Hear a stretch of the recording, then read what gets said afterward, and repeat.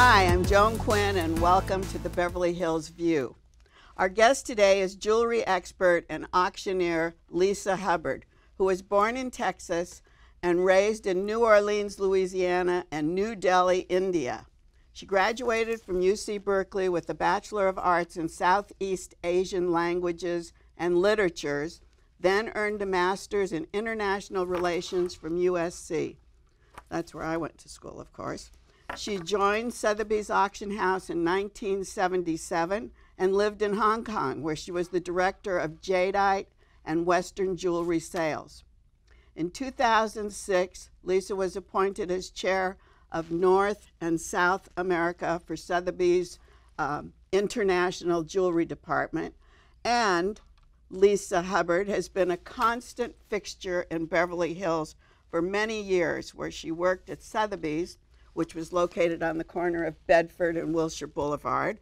They've since moved to Century City, but I have a feeling they're going to come back. We were on Rodeo Drive before that. And you were on Rodeo before that. Right. So you've been really here a long time. Oh, I remember, right. Yeah. So after resigning from that house, which was on Rodeo and Bedford, in 2016, she's back on Camden. We're back in the Golden Triangle, Lisa. Indeed. And she is now the senior advisor to longtime Beverly Hills auction house, Christie's. So Lisa, you've traveled the world, but you've returned to this home base of Beverly Hills. It seems I always end up back in Beverly Hills, Yeah. which is not a bad thing. You haven't left it for very No. long. I think, both houses have tried to kind of go other places in town, but at the end of the day, this is where you need to be. Here we are. So your family, your father's family was from Texas. My mother's too. Oh, both. So you're almost like a Texas I am native. almost I'm a native, born in Texas native. But then why did they go to New Orleans? My father was a college professor and administrator, and his first job was Dean of Sophie Newcomb College, the women's part of Tulane. Oh, it was the women's part. Right, You know, which has since been absorbed kind of like Radcliffe into Harvard. But yes, it was at one point its own entity. and your grandfather was the president of a women's college too? North State Texas College for Women. I think that's why you're so strong. Well, I don't know. Don't you think? Did you ever think about it? No. Because last night or the other day I saw this Letters from Baghdad with Right. Gertrude Bell. Mm-hmm. And in the 20s, there was a letter to her or to her group saying, we should abolish all women's colleges. Oh. So it must have been at the time when your grandfather was there. Yeah, but he was in the 20s and 30s. So here we have the professor, we have this academic background. Yes. I'm going to come back to that because I know after college I wondered if you ever decided to teach. Well, but if you kind of go laterally to my mother, there was the adventurous. Oh, she was. So she didn't want to go to India, did she? You bet she did. Oh, she. So, She thought this was the most exciting thing ever. but why did you go to India? Because my dad got an offer to be with the education department of the USAID program. Which was great. Which was great. This was the 60s, Right. and the world was a very different place, and my mother thought this was it, her chance to see the world. So what was he going to do as the education part They of the were USAID? they were setting up the curricula for the Indian Institutes of Technology, which are so well respected today. Oh. And so we USAID had a hand in that, and bringing experts in. So did you go to American schools there? went to the American International School in New Delhi. Was it great? It was great. India was great. It was life-changing for all of us. For all of you? For all of us. Your mother was an adventurer, but she wasn't an academic. No, she wasn't, but when we go home in the summertime, each of us would pick a city, and it would be our job to research, and we would travel there, and she was constantly picking. India's a wonderfully big country, and there was lots to see, and we traveled like crazy. I going back and thinking about this and thinking about India, you were young, but there were all the mogul jewels. And I was thinking what a great influence that must have been. It was more the Beatles. Oh, it was more the time of the Beatles in India. But that wasn't. Oh, that was in Were the you 60s. meditating? Oh no, but I mean it was a kind of the place to be, but it didn't stop. It didn't stop. You know, that was the introduction to India, and then I went back for my junior year in college, and then I went back and back and back. And well, let's get back to college. You were in school in New Delhi. Right. How did you decide what college to go to? I mean, you went to Berkeley. We were Because of the Beatles. we were leaving India and we were going to California. Oh, and I see. so this was made sense for me to go to California too. So did that also influence you when you were at Berkeley to take Asian language and literature? I mean, did you learn how to speak a language? I took Hindi forever, and did? I still am. I can if we went driving around India, I could navigate. I can still read the alphabet. It was anything to do with India. I was in love with that part of the world, and so it was not. Asia was not looked upon as the dynamic place that it is now, and there wasn't a lot that one could do supposedly with those degrees. But I wasn't thinking about work. I was thinking about enjoying studying at the moment. So because I was going to ask you, what were you thinking of doing with those studies? Just going back to India. I wanted to travel.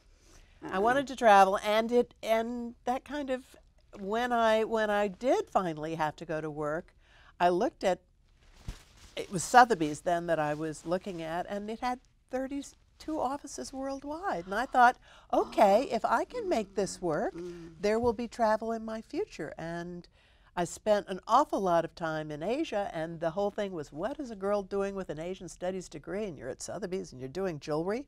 But I was working with the Shanghai Shek generation in Hong Kong and New York, and it wasn't so crazy. So you were actually living there. That's when you came out of Berkeley and you had this idea to travel. Did you ever think of following that academic path and teaching those things? No. Or even teaching English in India? No, I had kind of thought about the Peace Corps briefly, but nothing. I was not an academic. I just wasn't, and I knew that teaching wasn't going to make me. You have an eye. It wasn't going to. I didn't. You have an eye that goes to your brain, though. Well, maybe, yes, but I blundered into where I should be. And so after Berkeley, and you had this, you went and got a master's in international relations at SC. At SC, because I could do the majority of that program. After Berkeley, I'd gone back to India to visit with friends. I had traveled back, ended up in London, really didn't want to go back to the States yet. USC had a fabulous master's program based in London, where I went up to Fitzwilliam College at Cambridge, and I went to London School of Economics for a course, and I was at University College London for a course, and then I came back to LA and finished the degree. So you weren't even on campus here. You were at still the end. Here at the end, but you were taking all these classes? Yes. And why did you go to SC? Was your father the president by then? Yes, he was. Yes, he was. Yes, he was. So we have Jack Hubbard, president of USC. We have Lisa Hubbard. And being in graduate school there was one thing. Being an undergraduate there was not appealing. So I have one sister that went to Stanford. I went to Berkeley, and the middle one did go to USC as an undergraduate. So you came back from India. He came back to go to USC as president? He came back to go to USC. He started as provost, and the next year he was named president. I see. So what kind of courses then were you taking in London? It was, it was kind of nation building. It was, it was like international economics, political science. It still had nothing to do with the arts. Nothing. Nothing. Did you have people from America in those classes? Yeah. Oh, you did. So there were lots of kids, and actually a lot of guys that were over there in the Navy. Oh, interesting. And so it was a different spin on, their perspective versus ours.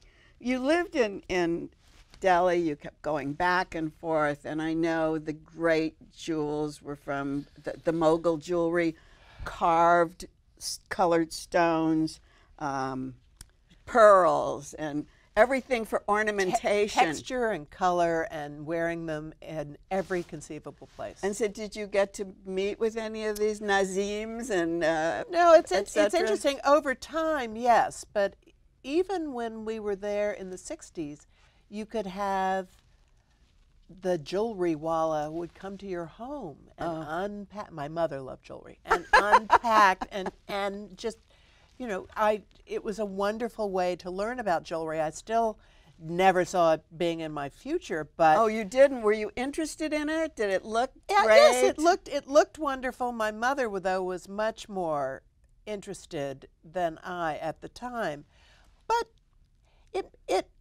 it made sense when I finally was at Sotheby's and in a position to pay attention.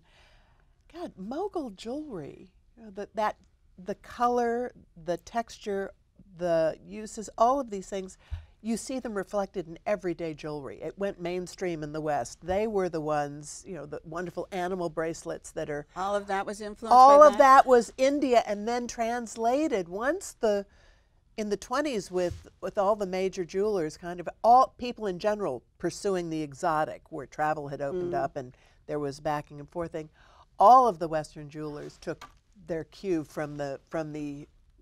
But I think especially Cartier. It seemed to me Cartier used a lot of those colored stones, the carved stones. Because they went over in 1911 for the Delhi Durbar and made friends with all the Maharajas. And so when everybody started traveling, not only people there, but the Maharajas to Europe, they went and called upon their friends at Cartier to redo the state regalia in a more modern look. So they came with bags of jewels. And I think the Cartier fellows at the time they were in India came back with bags of carved colored stones, because not only did they redo the jewelry for the existing Maharajas, but they reinterpreted mogul jewelry for a Western audience, with people like Daisy Fellows being the society icon that inspired them.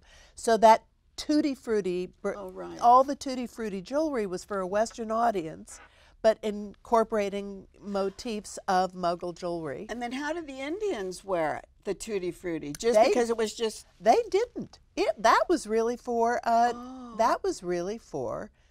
a Western audience. But would they wear lots of colored stones together? They had bangles, you know, I see. All different colors? All different colors, all different stones, ankle bracelets. Oh, right. Nose rings. Real stones. Real stones, necklaces, armbands, bazabans, you know, all in every, and so you'd see some of that reinterpreted for the Western audience, but at the same time, where they were remounting the jewelry, it just was kind of given a lift. Well, you mentioned tutti frutti. Tell us what tutti frutti actually means. I don't know where the term tutti frutti came from, or fruit salad. That's what I thought. It was the red. It was the red and the green, which was the ruby, the rubies and the carved emeralds and the sapphires, which you don't find so much in Indian jewelry because so many people think they're kind of bad luck. But they would be incorporated into the jewelry for the Western audience because it was just a matter of color. What was bad luck? The carving or the color? Just the stone. Somehow it didn't sit really? right. So what would they use instead? They didn't use a lot of diamonds, did they? Well, no, they used rubies and emeralds and onyx and spinels. Oh, spinels are great. Spinels go way back, and you've seen some very important jewels that have sold where they're inscribed with Shah Jahan's time. And Schlumberger used spinel early on when he was still using the French. It's still the spinel that's in I think it's in the coronation crown. Oh, it is. Yeah, but people don't look at spinel as something good. They think it's costume jewelry. Until they try to buy a good one, and then they realize the price. Is that what it is? Yeah, price says, well, people just don't, like so many things, different minds produced stones of different quality, and I think it's very difficult to find. So when we get to Tutti Frutti, did they use diamonds? Did Cartier then include diamonds? They did, because one of the motifs they liked was a tree of life that would be diamond vine going there, and then it would have leaves going off that were carved emeralds, rubies, and sapphires, and then there would be little berries, oftentimes little pumpkin, you know, fluted emerald beads tipped with diamonds, little black onyx berries tipped with diamonds, little blue, so that it became... But so Tutti Frutti, or fruit salad, or whatever they wanted to call it, wasn't just a bracelet. There were big necklace, clips. You know, the clips that go on side by side. Very 40s, right? So they were interpreting what the trend was. And they only made so many. They kind of started mid-20s up until maybe the 40s, and they only made so many, and then so it's not an endless number of pieces, which makes everyone that comes up nowadays kind of a precious jewel. And you say comes up, and that's because you're talking about an auction house. It comes up at auction. Right. You talk about all of this, and you have all this knowledge. Did you learn about it before you went to Christie's, or did you learn about it while you were at Christie's? No, it was the great thing about when I started was the auction business, and I did start at Sotheby's, even though I'm now at Christie's, but it's the same thing. It wasn't such a big business. And so it was, and we were largely selling to the trade. The private collectors were not so involved. It was and so there was time for someone like me to learn on the job. I really was kind of an apprentice, and it's cumulative. But you knew the jewels because you'd been I part knew of them. of the jewels, but I didn't know the why of the jewels, and I couldn't really. What I learned there was how the best, the worst, and everything in between. You have to have some sort of perspective so that you can assign a value and talk to people about the market. And the market is constantly changing, and I actually, having started when I did, had time to learn about working with people who knew much more than I and had the time to impart their knowledge to me. Did you have to go to GIA? At the time, no. I did start the GIA study. And that tells us what? The study. It teaches you the finer details of stones. What makes a stone? What telltale inclusions in a stone make it from one place to another? So it's all a study of a stone. It's gemology. It's a study of stone. It has nothing to do, though, at the end of the day, with value. And which you're dealing with, right? Which I'm dealing with. And so I worked out of the vault at Sotheby's, which was a whole lot better than the sample stones that the GIA was sending out to people to use. I love that. I worked out of the vault because I remember going to Cartier early with Jack in the 50s, and they took us down to their vault. God. And they said, you know, this is if you'd like to pick out something. And it's amazing, isn't it? Well, it was amazing to me. There was a purse, you know, one of these wonderful Art Deco bags that all the jewelers made. This one happened to have been made by Cartier, and the frame was rock crystal. The clasp was carved colored stones and diamonds that went over, and the pouch of it was Chinese brocade. And the one that I was looking at was a little bit frayed, and I remember being able to go over to Cartier and speak to someone. They went down, they had bolts and bolts of material because in the olden days, you were expected to be able to keep repair your things. Yes, right? yeah, you not only did you buy the bag there, but you had a lifetime of upkeep. And so I was just amazed at. They did this with stones as well. If there was a certain level of stone, they would quality. have, because stones, you'll lose one, and what do you do? Right. And so that they can replace. Oh, so right, exactly. You became, as you said, learning at Sotheby's, but you became the great expert in jadeite and jade in Hong Kong. Yeah, I'm not sure that I was the great expert, but everything is timing. But they called you the great expert. Everything is timing. And again, remember that Asian studies bent and international relations, and all of a sudden the head of the Chinese Works of Art department we had sales in Hong Kong since 1973. This was like 1984. And they had discovered that having sold 2 carved jadeite belt hooks in Hong Kong, they had made an absolute fortune. And it occurred to them that really the thing to do with fine jadeite, since the market was Chinese, was to sell it in China. But how did you learn about it? And what is Oh it? my God, I learned by doing. What is jadeite? Because we say, oh, we have a piece of jade. Well, there is jade, and under the umbrella of jade is nephrite and jadeite. Nephrite, right. Nephrite you see as the dagger hilts or the bowls. It's a softer spinach color. Oh, it's right. Or mutton fat, kind of a grayish white. That's what it's I a remember. softer. It's a softer stone, and you find it in the Mughal era. Yes, back again, right? Hilts of the jade inlaid with precious stones, but jadeite is incredibly hard.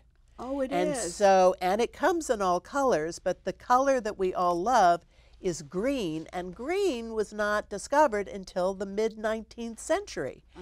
And everybody talks about the green jade as being imperial. Well, the last Dowager Empress of China loved jade and demanded that all the good jade go into the palace, hence the name imperial. Imperial jade. Imperial Okay. jade, And then which did she- implies a harmony. It is a green that and translucency in the stone that they positively, great jadeite just sings with color. Most jade is not that great, and I Yeah. was lucky because I was there as the economy was changing, as a new generation was having to deal with their parents' collection, which was major because nobody would sell anything while their parents were living. And it was all jade, imperial jade. And there was when wonderful jadeite. A lot of the people who had been, when I say the Shanghai, there was a certain community of Chinese that were living in New York.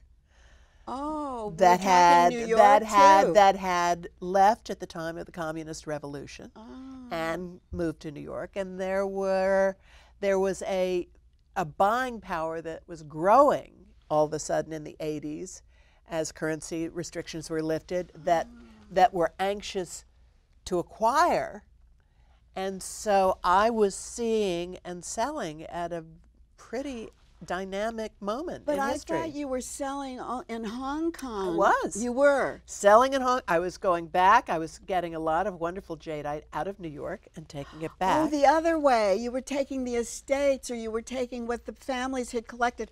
I see. And then word got out that this was working, and slowly I also started dealing with a lot of clients who were residents of Hong Kong, Oh, that's who what I up thought. until then had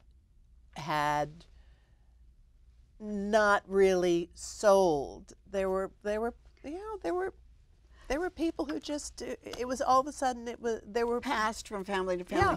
But is jadeite as good as jade? Or are we talking about two different kinds of things? They're both jade. Nephrite jade, jadeite jade. It's jade. But we Okay. refer, but I when see. you're distinguishing. I see. Oh, you do imperial jade. The jewelry jade is jadeite. The object jade, Is nephrite well, or whatever. the bowls Oh, you're right. and the hilts and things. I mean, jadeite, you'll find all sorts of carvings, the big carvings with But will I find jewelry? But the jewelry, the bead necklaces, Right. the double hoop earrings, the wonderful jade the jadeite I'm talking about that really did command a huge price. The most expensive being the $25 million necklace that Barbara Hutton had acquired and worn during one of her weddings. Were they balls? They were big golf balls of jade. That Cartier had done a ruby clasp, and those ultimately they sold several times at auction over this period from the 80s to just recently. And I think the first point they sold for $2 million, and at the end of it, a 15-year period, it was $25 million. Is that something that the royalty would have bought? It would have been. The thought was it was a part of a necklace that had been made up that had been in the palace at one So point. your clientele was universal in Hong Kong, and you were the head of the Sotheby's office there. I was the person who, for a time, was lucky enough to put the jadeite sales together. I mean, I got a wonderful Cartier necklace and brooch and earrings out of Sedona, Arizona. I mean, the search for it took me absolutely all over the place. And it was so much fun to find it, to take it back, and to sell it. I'm hearing that fervor from your mother is passed on to you, traveling, looking for things, and finding things. The hunt was always the one of the great parts of it. We're going to find out more about the hunt when we come back, but Lisa Hubbard is going to talk about her unique role as the first female auctioneer. We'll talk about that. And I don't know, I didn't know any of this about Jade. We'll be right back. So good to see you guys. So, what's up? Oh, we finally bought a place. Holy cow. You seriously have enough saved to do that? We've been putting a little aside each month. Jeez, at the end of the month, we have nothing left to save. Yeah, I have no idea where it goes. Well, you're spending a lot on... Is it good? Oh, God. Oh, how is my account overdrawn? When it comes to financial stability, don't get left behind. Get tools and tips for saving at feedthepig.org. How would you build an army of women? For years, researchers have refined treatment of breast cancer, but little attention has been paid to finding the cause. In the United States, 1 in 8 women will be diagnosed with breast cancer. We need to enlist an army of women to move towards prevention. The Love Avon Army of Women will bring together 1 million diverse women to participate in breast cancer research. So what does an army of women look like? An army of women looks like you.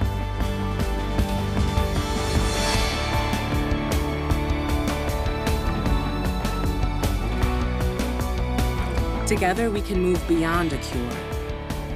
It starts with you. Join the armyofwomen.org today. Welcome back to the Beverly Hills View. I'm Joan Quinn, a longtime resident of Beverly Hills, and we're welcoming Lisa Hubbard, who is the jewelry expert and who hasn't left Beverly Hills for very long for her workplace, because she's been with Sotheby's and she's been with Christie's, and she's telling us all about her past. What we're going to learn now is, I hope, how she became the first woman auctioneer in the Middle East and in, where else? Hong Kong. Hong Kong. Asia. So what happened here?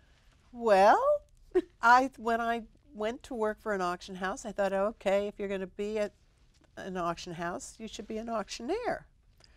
And again, my timing was good. I started, as I said, it was wasn't a big business then, and so the person. You mean auction houses weren't a big business? Auction houses were not the behemoths that they have become. Right. They were smaller.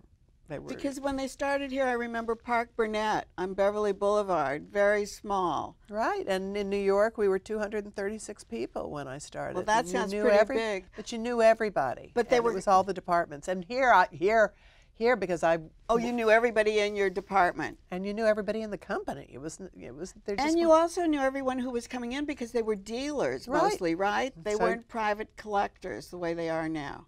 So you've really grown in this field. That's why I wanted to have you on to talk about. It's changed a lot. Yeah. But I decided I wanted to be an auctioneer. I was lucky the fellow I worked for was a good auctioneer, and so you either have it or you don't. Up I went, and he gave me the basics, and then I sold everything. I sold toys, I sold paintings. Oh, I was going to ask you, I sold jewelry, I sold, because you have to have the chance to develop your pattern and your personality. Not all at the same time. No, so there'd be like a jewelry sale. Jewelry sale. And it's a man's world, though.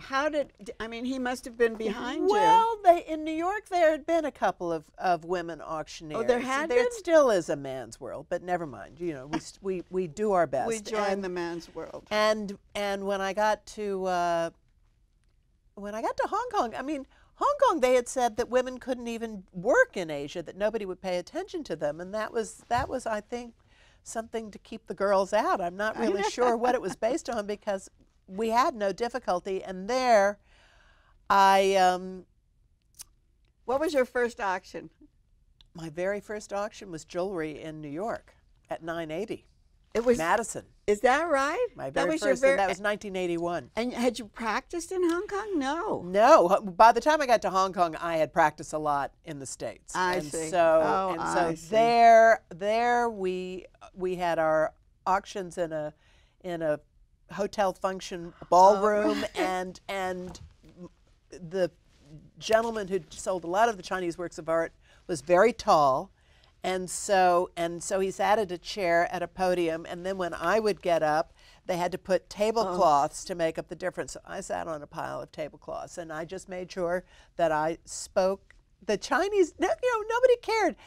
As long as you showed what you knew what you were doing, and everybody kind of responded. But did you speak in English? I did speak in English, and now there are Asian operations of both Christie's and Sotheby's are so huge that they're now auctioneers who speak all languages, and it's okay. And you said you have started out and you worked in all kinds of things. You sold everything. Yes. How do you read the crowd? Do you learn how to read a crowd, and what do you have to know about the crowd when you come to the auction podium?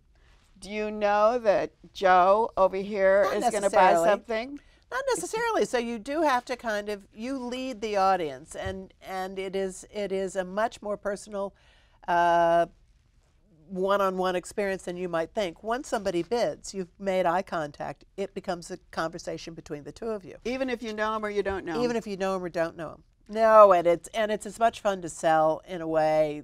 There are different challenges, but it's as much fun. If you like to sell, and I like to sell, it was much more fun to do it when you didn't know what to expect. And as long as people are there, and it's not a solemn affair, I would laugh, we would communicate. Sometimes you lose your way. What bid was I on? The crowd will tell you.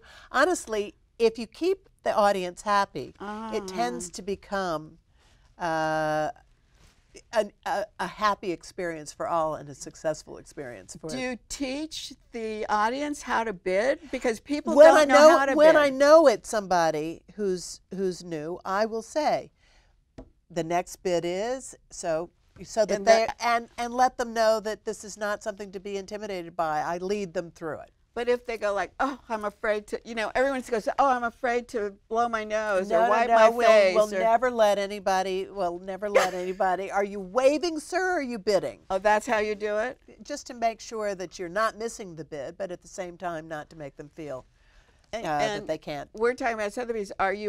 Would you be auctioning at Christie's? Because they have a woman auctioneer there. They have lots of women. Oh, they do? I think they do. Yeah, they have lots of women, and they also have lots of auctioneers. Part of what I think I've had more than my fair share of auctions to do around the world. So you're not coming in to do auctions, but I know Andrea Fujinski, who's the head of the Christie's office here, is an auctioneer as well. Except she's not at Christie's anymore. She's now at Sotheby's. Oh, she's at Sotheby's. People go back and forth. Oh my gosh! But she started, and she was up the street. Right. And she does, and she actually does sell. But I know she spent a lot of time at charity auctions. Did you do that too? I did some charity auctions, but it got to the point I was so pulled in so many directions. I did for years the Pacific Asia Museum auctions here in town because, it made sense, and I did the Downtown Women's Center for years. But there were enough people in the painting departments to come out and do the museum galas and that sort of thing. Oh, so they came and did that. Yeah. So what kind of clients do you have? Because you have to read your audience if you do art, or if you do jewelry, or if you do toys, or whatever you do. How do you read your audience? It's of the moment. And it's of the moment? It's of the moment. And and you've talked to the specialist, you know what the special things are, you know what the hard things are, and you just Hard things, what does that mean? To sell? Yeah, when you know that there might be some things that there's not as much interest in. Oh, I see. But how do they know there's interest? Because when people come to the preview? The specialist can see where the bids are, the absentee bids that have been left, or the number of paddles that have been registered. You can tell by all of that? You can start to have an inkling. But you never really know, which is half the appeal of being up there. It's of the moment. It's your appeal. You have people on the phones, too. You have people on the phones, and now you have people on the internet. Oh, so do you read it all? So you're feeding, you're taking bids on the internet. You're seeing people on the phone. There are people in the room. And you have to go crackers And fast. you can slow it down. You can speed it up depending, but you do have to keep it going. Oh, that's the idea, right? You do have to keep it going. So that's the point. But it's fun. For people who want to, who like, rather than, don't have to have the instant gratification that a retail experience gives you. Buying at auction it's very transparent. You can see the strengths and the things that are not. It gives you an spot market idea of whatever the category. To me, it was an opportunity to see a lot of things that you couldn't go out and see from one jeweler exactly right. or one gallery, it's a art big gallery. Tent with an awful lot, with variety, regardless of the category, something of everyone. And then I always felt like the auction houses had the best of what was going to be at the gallery, or probably, I always thought they were getting the best. That is it's not so true? No, I think it depends on the category. But there will always be people who don't want the publicity of the public sale. Well, that's the other thing. How do you do that? That's anonymous then. Well, or people who don't even want it offered in that kind of a venue, who would much prefer a private sale, which is where you see the. That's what I want to talk about, because I think that looks like it's a bigger trend now. You came back after all this stuff to head the jewelry department at Sotheby's. Did you find the same kind of clientele? How does the clientele change from Hong Kong to New York to California to Beverly Hills? They have much more in common than they all do. You they mean? Really do. And and dealing with jewelry, it's the same thing where everybody wears rings in the same places. Everybody wears earrings. And they dress up the same. And it's not. I will say that the buying power in Asia has allowed them to really concentrate. They concentrate on the very, very top quality. And they know it. But they're a quick study. They're learning about period jewelry and why that too is desirable. When people thought that pre-owned jewelry would have no appeal, that people have gotten past that. So when you were here at Sotheby's, were you still traveling, looking? How do you find your word of mouth? People, you make friends with the people who advise the wealthy, the bankers, the lawyers, the business managers, so that when their clients have something to sell, they know they have a relationship with you and they know who to call. And some people have had, just had good experiences. Sometimes it's an advertisement in the right place. Who knows? It's so random. It's amazing to me that time and time again, because after every auction, you're dealing with an empty cupboard. You have to start all over again. It's pretty daunting. What are you're at Christie's now, what are the I'm sure they're the same as many auction houses, but I'm talking about the two big ones right now. What are the different departments, and do you interact in any way? Like, we know there's art.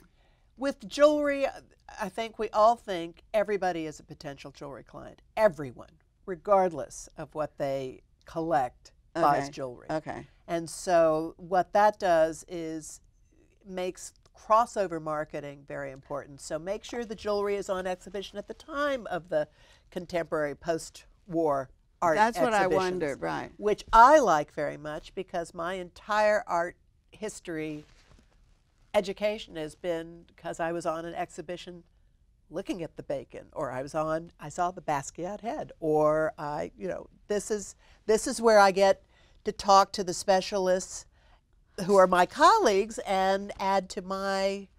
So that's what I wanted to know. There's Do you a lot interact with the different departments? Yes. Does the contemporary art feel it's important to be with the jewelry department? They probably don't feel that it's necessarily important, but they don't mind having the jewelry around. At the same time. At the same time, and you want to have a good relationship and rapport with your colleagues in other departments, because their clients, when they have something to sell that is not a painting, is going to go to them for a referral to who should I go to with my ring. Exactly. I'm selling you my painting, but I have a ring too. There you go. But what other departments are there? So we have art. You have art. You have less, more decorative arts. Oh, decorative arts too. Decorative arts. You have which would you have the Oriental works of art. Right. You have 20th century design, which is such a big deal now. You have watches. You have watches, wine. You cars. have cars. I know. So one of about one of the big venues that Christie spends time with is the classic rallies, cars, the classic in cars. August up in Pebble Beach. Yeah. Because you have a lot of people who are, the people buying those cars have jewelry needs. I know. And so you're jewelry centric. so you have to be there when they are there. I see. They're not necessarily going to come to the jewelry exhibition, but if the jewelry is with the paintings or the cars or the Chinese works of art or the watches, Right. the wine, they'll see it and they'll pay attention. What about is costume? I noticed at Christie's the other day that there's more accessories that you're starting to sell, like bags. Is there a costume section? Not so much. I just think because it's overwhelming the amount of costume jewelry that's. No, costume clothes. Oh, costume clothes. Because of the accessories, everybody's tried to do the fashion, Right. passion for fashion for a while. There's a wonderful woman, Carrie Taylor, does auctions in London that we sometimes pair up with. But the clothes are more problematic. I see. In terms of wear and tear and size and that sort of thing. So, wear and tear and size, because those come out of estates. We talked about getting estates from bankers and lawyers. Always making friends with those who advise Right. the wealthy. But you did this Duchess of Windsor sale at Sotheby's, which was Right. an estate. Which is the first of the real personality sales, 1987. Oh, that's a difference now. Talk about that. I mean, personality. Because if you look at the Duchess of Windsor at Sotheby's, you look at Elizabeth Taylor at Christie's. I mean, but it was the first one where you really had the iconic style maker, the Duchess of Windsor, who essentially you were selling her taste and her life. But we sold everything of hers. Did we have accessories too? There was a second bunch of sales in New York, and I think it was 1997, 10 years later, after the sheets, the purses, they sold all all that. of that, yes. But along with the jewelry. Right. Then, like say with Liz Taylor, there were clothes because I saw them at Christie's. There were How many days? I don't This know could go on for days, right? For the jewelry, I think it was 2 days, but it was like over 2,000 items. I think it was, we have David Rockefeller coming up in May, and that's which at is over Christie's. at Christie's in New York in May. That encompasses over 2,000 articles in multiple. But in what? Everything? Rockefeller, I know that's the big emerald Well, that you're talking about. in jewelry, there's the Rockefeller emerald, but in the sale in the spring, there's more wearable jewelry. It's very pretty, but there's also their paintings, their So it's a Asian works whole of art. estate. It's a whole estate, over 2,000 objects. Wow. So it's going to be the Rockefeller sale at Rockefeller Center. That's so great. The other thing is you're here at Christie's, and that is a new building. That is a new they were in building. an old building. They have a new building that's designed by Kulipat Yastrasast, which is very hard to say. It is, and I'm glad you said it because I Well, would tell have been me- at a loss. But it is a beautiful place to show art. Because Kulipat is the big architect of the day. He did Marciano's Right. art and was foundation. doing it at the same time that he was doing the Christie's office. Christie's, Yeah. and he did the new. He's been doing redos. It's so very that's why Christie's. cool and very. But what will that space be used at? As because when you talked about now, and I know I was at Sotheby's the other night, there was a Jin Lee. The auction houses are starting to sell separately from the auction. Trying Sotheby's does, I know, and you. I think everybody's thought is that there is an audience for what we sell at auction on a finite number of auctions per year, so why not have a certain amount of art, jewelry, handbags, wine, whatever category available, so that on impulse, if you want something, if you need, and you're for a piece of jewelry, if you're buying a gift, if the event doesn't coincide with the auction, you're kind of out of luck. But if there's something always available. So will the Christie space be used as something like that? I think so, because we had things from the Saatchi Gallery that were on exhibition behind the handbags, the jewelry, and those were all for private sale. So I know that both houses have always had salons for jewelry. Right. So they've done private sales in the past. And they're doing private sales more and more in the paintings. And more and more in the paintings, yeah. And doing exhibitions. So that this new space that Christie's has could be used for that? I think that there is a plan to keep things rotating in and out and make it a destination in California. Well, you're for now collectors here. You're now a senior advisor. I think you've advised us on so much today. Are you going to continue to travel as a senior advisor? What is your senior advisor duty? Well, the senior advisor duty, they've been very nice. It's kind of what I would like it to be, but what I said was I can't. I have a grandchild. I don't want to travel all the time now. And not the same way, but not the same way. But yes, I've been in my new position for a month, and I've been to Paris twice, and I've been to Geneva, and I've been to New York back and forth. And the one thing I'm trying to not do regularly is Asia. It's so far away. It's such a long way. Oh, wow. So I'll just go where it seems to make sense. It's a lovely period of my work life where I really get to do what I want to do, not what I necessarily have to do. And we have grandchildren, both of us now. But you know, you raised a family during all this Far East travel and all that. But between the two of us, it's a woman's job, and we can do both, can't we? We can indeed. We have. And thank you, viewers, for watching us today. It was fun. I had a wonderful time. Thanks, Joan. Lisa Hubbard, and thank you from Joan Quinn. We'll see you next time on the Beverly Hills View.